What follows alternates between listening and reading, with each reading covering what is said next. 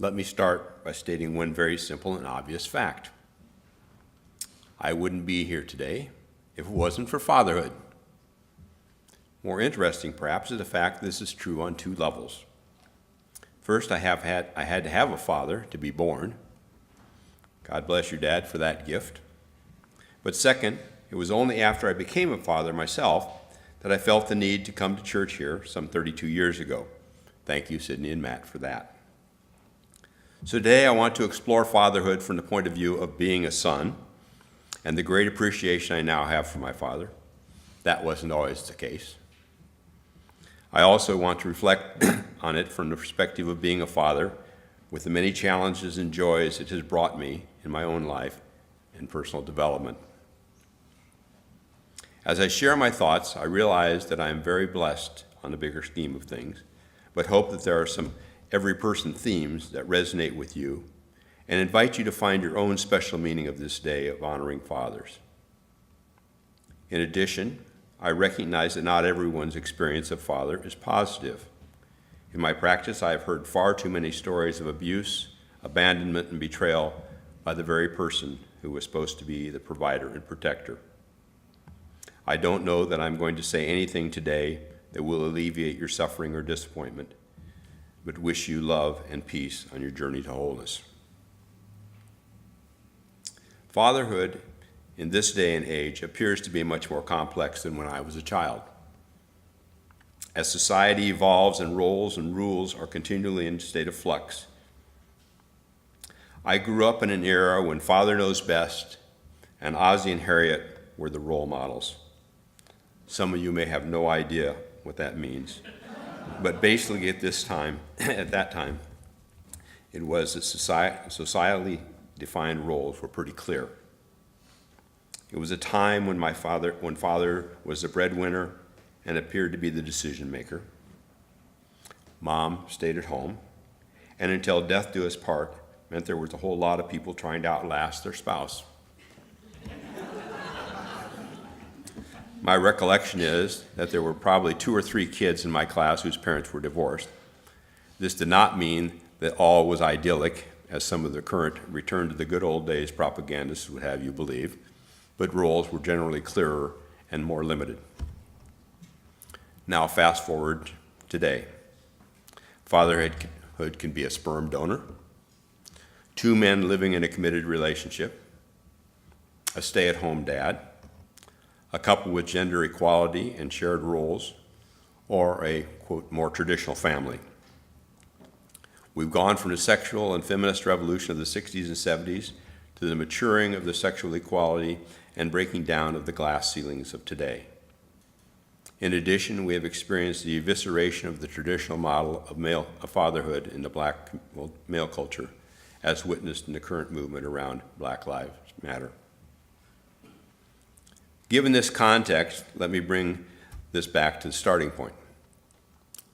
I grew up in a middle-class family as third of 4 children. My dad was a lawyer and very active in the community. He was on the church board, sang in the choir, belonged to a couple of community service organizations, was active in politics, and often went back to the office at night. While we virtually always had family dinner together, it seemed like he wasn't present much of the rest of the time. He was able to come home from the office after a bad day and yell at one of us, or my mom, and then leave again after dinner. One of his other roles was to be the family disciplinarian, which meant you didn't want to hear, "Wait till your father gets home." Sometimes we even got to cut our own switch. By the time I was 9 or 10, I realized that my dad must have started taking his stupid pills. I think they were probably the horse-sized pills. And by the time I was a teenager, he was completely under their control. While on the one hand, I loved and admired him and was proud that he was well respected in the community, on the other hand, I certainly knew more about the real world of today than his antiquated brain could possibly understand. The good news is that sometime after I went to college and started to face some of the real-life demands, I began to realize that his prescription for stupid pills must have expired. He seemed to be a lot wiser even though he still had some counterproductive behaviors of the past. As I grew up, got married, and became a parent myself, I began to have a different appreciation for his actions of yesteryear. By the time of his death in 2008, at the age of 89, I had a great love and respect for his journey and the totality of his life accomplishments. Let me switch gears here and begin to tie in my understanding of the developmental process of my own journey as a father. First, from a child's perspective, Dad and Mom are literally God and Goddess who created us on earth. We are completely dependent on adults, usually our parents, for our survival, so they must know everything. In addition, we have no comparative information to know what is good and what is bad about our situation. We accept everything as normal, even if we don't like the experience. We have no idea if we're living with a mass murderer or a saint, and simply look at our primary role models for how to live life. Current psychology recognizes that during the first 7 years, the brain is basically learning everything by observation and imitation. Unfortunately, they also say that 70% of early programming is either inaccurate or non-affirming. The higher brain functions don't begin to develop until around age 8 and are not fully developed until around age 27. So how does this apply to fatherhood? In a simplified form, we are setting up our basic operating program during the first 7 years, and then we begin judging things for the next 20 or more. We start having thoughts like, I'm never going to do that, or say that when I'm a parent. And this is the right way to do things because that's the way we always do it. Unfortunately, the unconscious programming usually dominates over the conscious thought. In addition, the conscious thought is often reactive and oppositional rather than being based on a clear vision of what do I want to create. Fortunately, fatherhood is one of the venues where we can grow up as human beings and, if we are intentional, correct some of our earlier misprogramming. Now for a little more of my story. Hopefully the fathers in the room will spark some fond memories of your own process, and for the rest of you, you might provide you with insight into at least how one father was looking at the world. My childhood expectations were that I would grow up, get married, and have a family. That's my basic programming. As I went through college and began to look at all the problems in the world, the Vietnam War, overpopulation, racial injustice, political corruption, etc., some of those might sound familiar to you today, I started having second thoughts about bringing a child into this world. So this brings me to the first choice point in fatherhood: to father or not to father. For some people, this is not a conscious decision and biology just happens. But for Barb and I, we were 25, newly married, and knew most everything worth knowing, and we were pretty sure that the world was going to hell in a handbasket. Our initial decision was not to father. In fact, we went so far as to try to get me a vasectomy. After the third surgeon we had consulted with refused to do the surgery, we decided to just use birth control. I will have to confess that the last pep talk made my ego feel pretty good. The speech was something like this: "You both come from good families, have good education and values, so you need to be having babies to make this world a better place." I walked out of there going, "Prime stuff here, come and get it."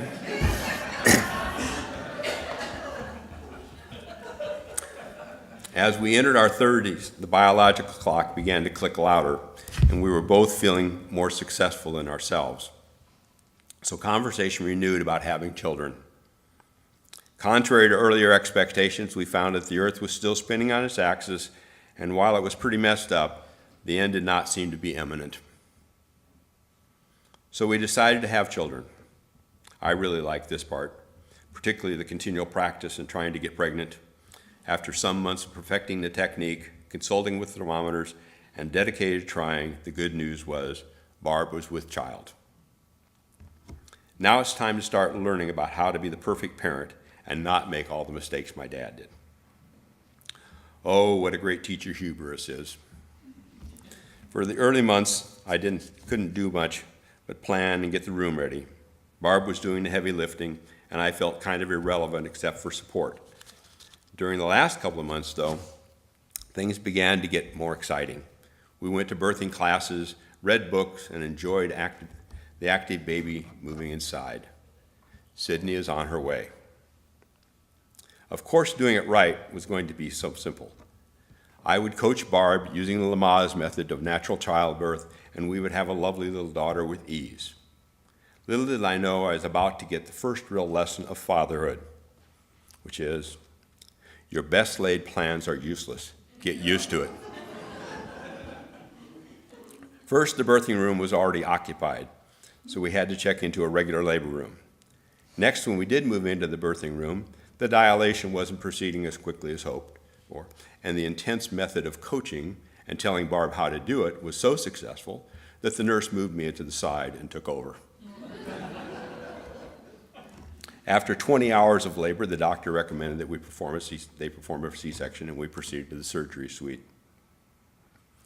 What transpired next was truly mind-altering and life-changing. I was presented with a beautiful little girl.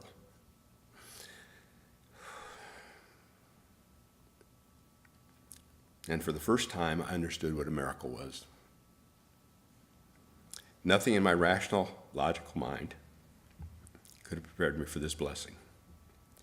As I stood there looking at this new life I had been involved in creating.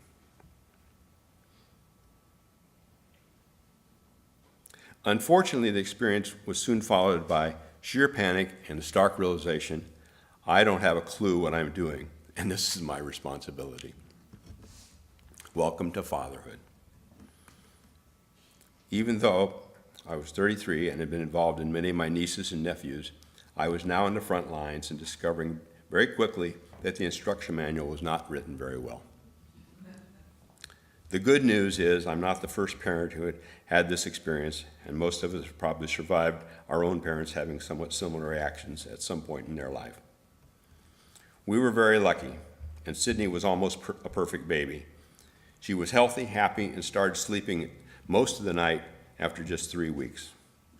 As we settled in, I discovered I wasn't going to break her. We began to hit our stride. The joy of having a little bundle of energy go through the early developmental stages meant that I was regularly greeted by some new behavior that continually thrilled me. The awe I experienced as I sometimes just sat there for long periods of time watching her little movements was something I had never anticipated. Seeing her grow, learn to walk and talk, and run up to me excitedly when I came home are still etched in my mind. How could I be so fortunate and love anyone so much? Back to the first question once again. To father or not to father?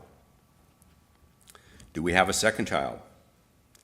Aside from the questions of can we afford it, or will we find the extra time and energy for a second one, another conversation occurred that I had not expected. Do I have enough love in me to share? We loved Sydney so much I could not conceive of how I could love another any as much. Would it be fair to bring another being into our family? Well, the obvious answer is that we decided with the arrival of Matt. And the good news is love has infinite boundaries. No problem being awestruck again. But remember lesson number 1, your best laid plans are useless. Get used to it. Matt was nothing like Sydney. He was colicky for the first 3 months and I struggled to keeping my eyes open at the office on a regular daily basis. I often wondered if we would have had a second child if Matt had been the first. This brings me to lesson number 2. Most behaviors pass in 3 months or less. While it seems interminable at the time, the good news is that this too shall pass. Fast forward now to lesson number 3. You will find yourself saying and doing something your parents did when you swore you never would. This story has a couple of twists in it. When I was young, I was always wanted to play with my dad, usually catch, when he came home from work. His usual routine was to come in, say hi, change his clothes, fix a highball, then grab the evening newspaper and read it until dinner was served. Sometimes he had a bad day, and he would also find someone to yell at, and you hoped it wasn't you. So I swore to myself that when I had kids, I would always play with them and wouldn't yell at them if it wasn't their fault. In fact, I probably didn't need to yell at them at all. Well, those were great intentions. Now I'm the dad and come home from the office to be greeted by two little munchkins who are excited to see me. Guess what? They wanted to play. Guess what? I'm tired from a tough day, and I want to change my clothes, fix a highball, and sit in front of the TV and watch the evening news.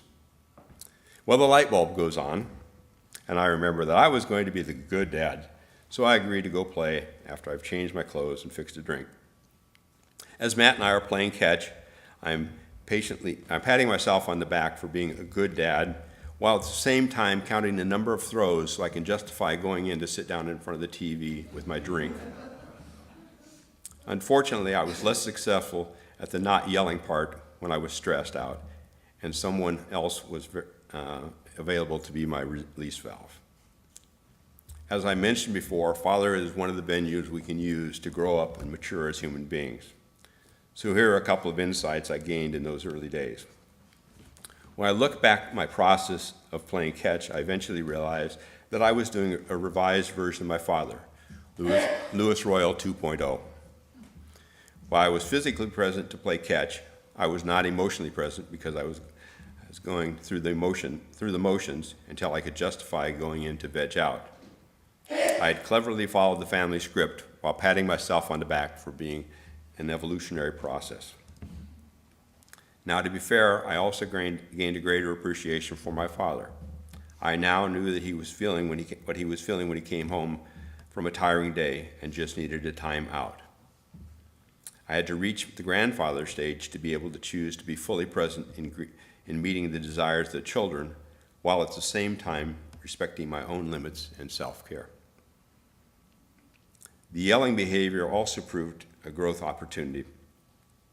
When I would see my children mimicking my behavior, I even reached the point that sometimes I could stop myself mid-rant and give myself a timeout, usually admitting that I was not communicating the way I wanted to, so I could change that. Jumping in the chime machine, we proceed to adolescence. By now, Barb and I are divorced. I've been taking my stupid pills as prescribed. Matt is angry with me. I think he was around 14, and Barb, Matt, and I were having a family conference to discuss some issue he was having in school. He was not happy with our input and decided to declare his independence by walking out of the meeting and out of the house. I agreed that I would be the one to go after him this time and proceed to catch up with him down the block. He is mad at me that it is me, the stupid one, that is following him instead of Mom, and announced he's going to stay at his friend's. My mind quickly opens the book of good parenting to see how to handle this, and I find this page once again has been torn out.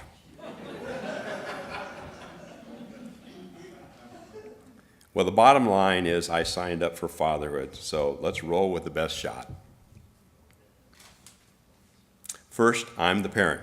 Second, even though he knows most everything, at 14, he's not ready to be responsible for himself. So the conversation goes something like this, although I'm guessing you will have different memories than mine of how it went. At 14, you don't get to make those decisions, Matt. Well, I'm not coming home and you can't make me. Well, I'm not sure whether I'm strong enough to make you anymore, but I do know you don't get to decide. I'll tell you what, we can walk and talk as long as you want, but in the end, you have two choices. You can either go back to your mom's house, or I'll call the police and you can spend the night in juvenile detention. Your choice. To make a long story short, we walked and talked for quite some time, and he ended up choosing to stay at his mom's. As I reflect on that incident, I said a little prayer for asking a prayer asking for forgiveness from my father for all the times I had been angry and challenging, and appreciate that karmic payback can be hell. Despite the tough times, the times you feel inadequate because you can't heal a broken heart of a first love gone wrong, or the disappointment of divorce, or not giving them the life you think you should, fatherhood can be one of life's most rewarding experiences.